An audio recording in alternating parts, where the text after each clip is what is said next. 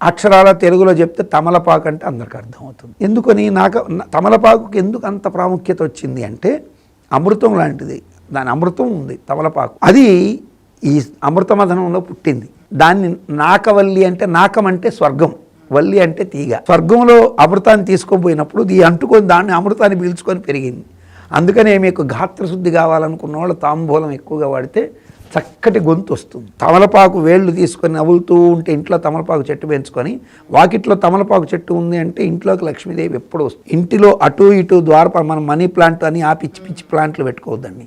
చక్కగా మంచి తమలపాకు తీగల నుండి తెచ్చి గుమ్మానికి అటు ఇటు వైపులు ఇచ్చి తీగలాగా ఎక్కిచ్చేస్తే అవి వెళ్ళుకుంటే ఆ తమలపాకులు ఇంటికి మనకి ఇట్లా మంగళకరంగా అల్లుకోగానే మీకు ఆ తమలపాకులు చక్కగా వస్తూ ఉన్నాయనుకోండి, అలా అల్లుకుంటుంటే మీ ఇంట్లో సంపదలు ఉంటాయి, నెగటివ్ ఫోర్సెస్ రావు, అమృతం ఆపుతుంది. అలాగే